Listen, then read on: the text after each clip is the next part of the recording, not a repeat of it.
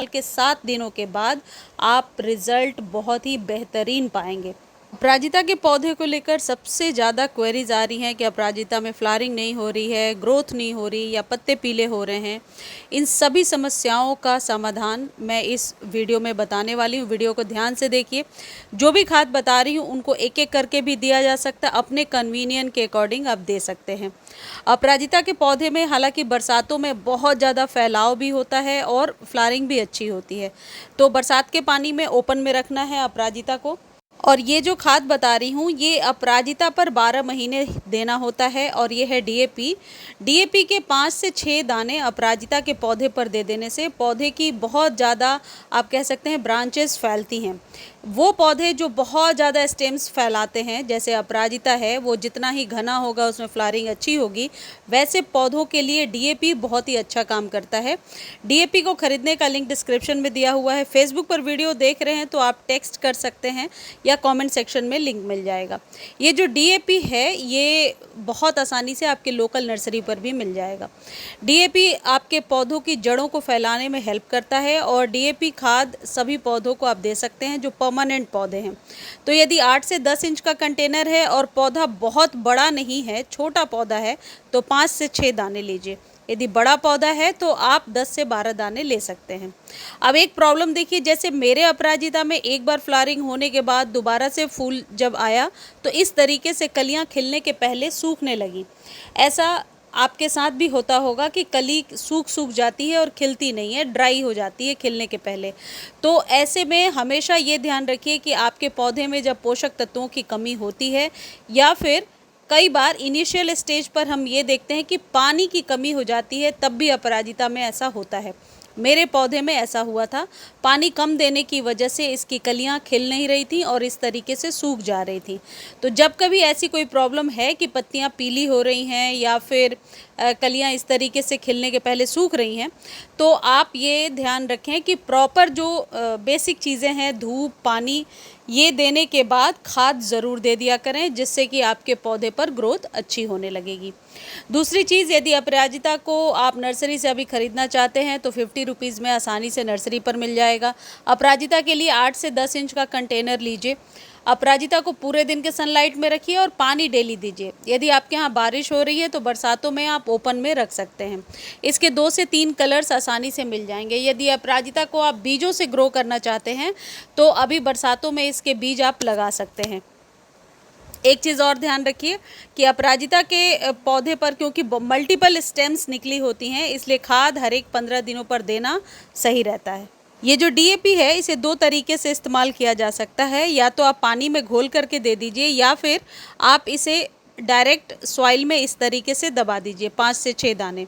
कई लोग पूछ रहे थे पिछली बार कि क्या गर्मी में इस्तेमाल करना है। ज़रूर डीएपी का इस्तेमाल हो सकता है। जो लोग गांव से हैं उन्हें पता होगा कि किसान भाई भी अपने खेती में डीएपी का इस्तेमाल करते हैं। डीएपी एक अच्छा खाद होता है, खासकर परमानेंट पौधों के लिए, तो इस तरीके से इस्तेमाल कर सकते हैं। दूसरी चीज़ जो आपके पौधे पर अभी इस्तेमाल हो सकती है वो है मस्टर्ड केक का फर्टिलाइज़र।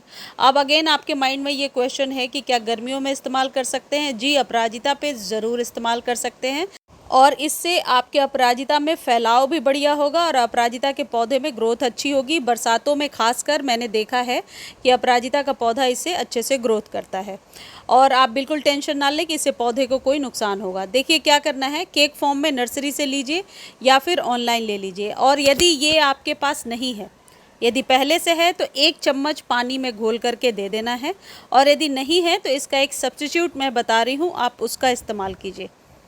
पहले ये समझ लीजिए, 1 लीटर पानी में 1 लीटर से थोड़ा सा ज़्यादा पानी है, 1 चम्मच इसमें डाल लीजिए। ये छोटा चम्मच है तो मैं 2 बार ले रही हूँ।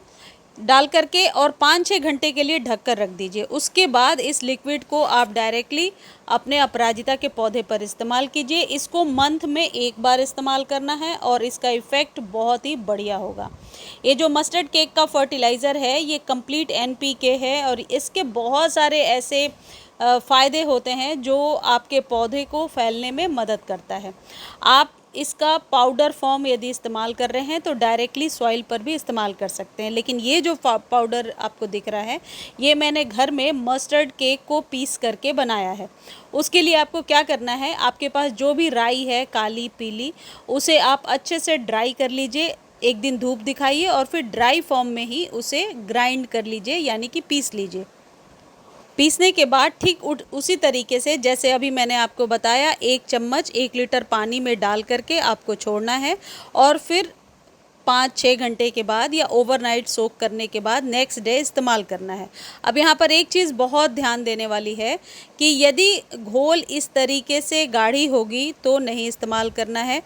ये जो कंसिस्टेंसी है ये बहुत ही पतली होनी चाहिए, इतनी कि मिट्टी में आसानी से चली जाए, मिट्टी के ऊपर एक लेयर ना जमे। यदि मिट्टी के ऊपर परत जमता है तो फंगस क्रिएट होने के चांसेस होते हैं, खासकर जो न्यू गार्डनर हैं। यदि आपको लगता है गाढ़ी घोल है तो इसको पानी में मिला करके 1 से 1.5 लीटर पानी और मिक्स कीजिए और फिर अपने अपराजिता के पौधे पर इस्तेमाल कीजिए। लेकिन ये गारंटी है कि इसके इस्तेमाल के 7 दिनों के बाद आप रिज़ल्ट बहुत ही बेहतरीन पाएंगे। एक चीज़ और ध्यान रखें कि ये जो ड्राई फॉर्म है वो 1 चम्मच ही लेना है। ये जो ड्राई पाउडर है ज़्यादा ना डालें। कई लोग ज़्यादा खाद डाल देते हैं ये सोच करके कि बहुत अच्छा रिज़ल्ट होगा, लेकिन हमेशा उसका उल्टा रिज़ल्ट हो जाता है और पौधा जो है सूखने लगता है। तो ऐसी गलती बिल्कुल भी ना करें। सुबह सुबह के टाइम में या फिर शाम के टाइम में आप इसका इस्तेमाल डायरेक्ट ऐसे सॉइल पर करें। बरसातों के पहले यदि आप डालते हैं तो आप देखना अपराजिता पर बहुत ही बढ़िया आपको रिज़ल्ट देखने को मिलेगा।